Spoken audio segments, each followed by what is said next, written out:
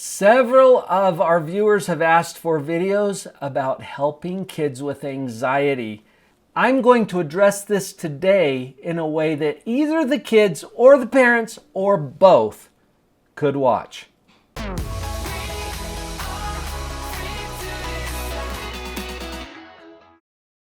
Mom, Dad, if you guys are watching, I'm going to gear this today toward the kids. So you can have them watch right along, or you can just continue to watch to get some ideas about how you might be able to help your own child with anxiety.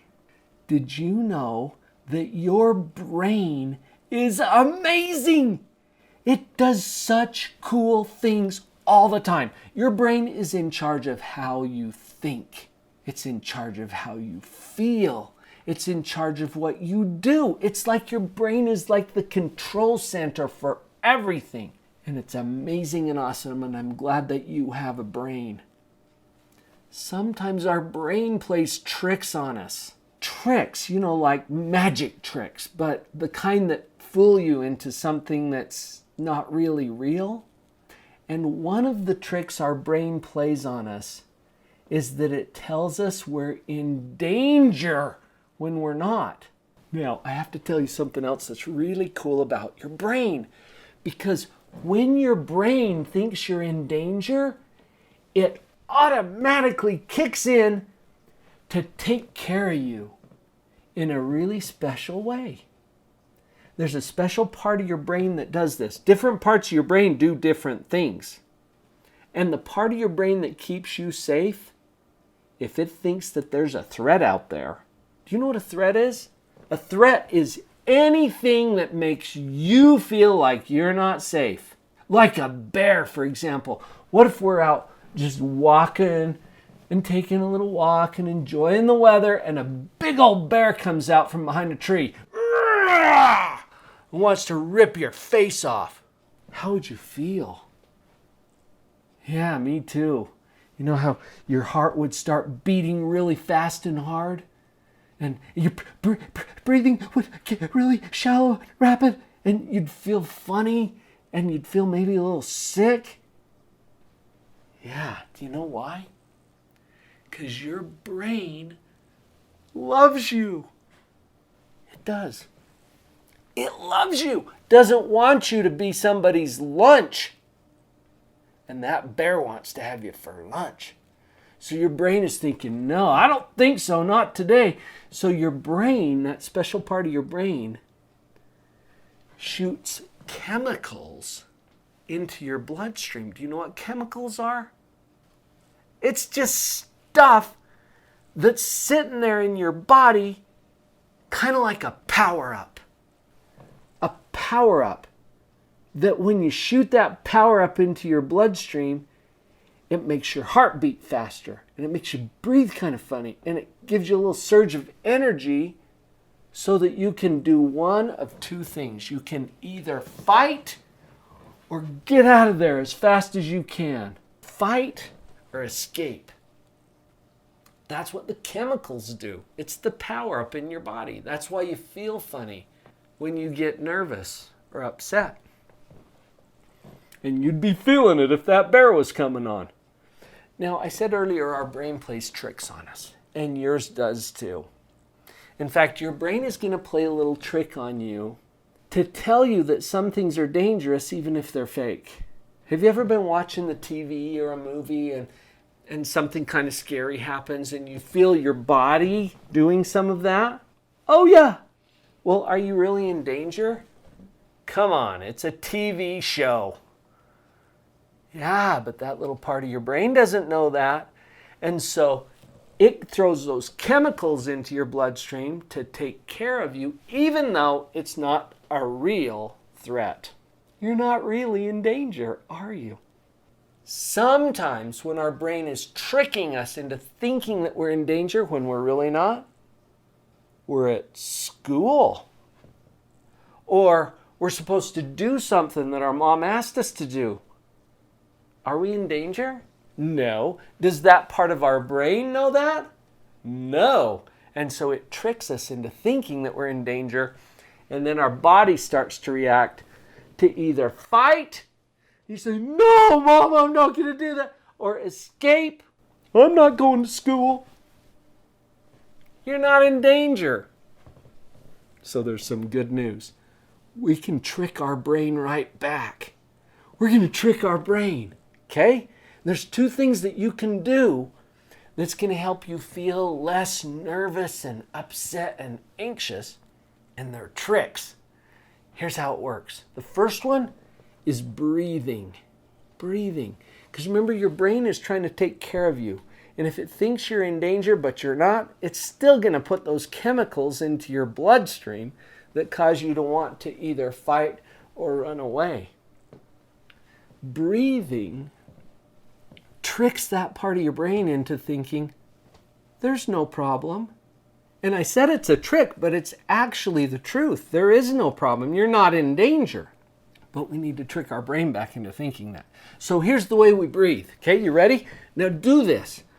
Get your mom and dad to do it with you. Just let's try this together, okay? I want you to, not yet, just a minute. I want you to breathe in through your nose really deep, okay, when I tell you to. And hold it just for a few seconds. And then we're going to breathe out through the mouth, nice and slow, kind of like you're blowing out birthday candles. Just, okay, slow it down so that it takes a little longer to breathe out. And then we'll do that again. Let's do it 3 times, okay? Just try this. In through the nose and hold. You're laughing a little bit. Okay, now out through the mouth, nice and slow.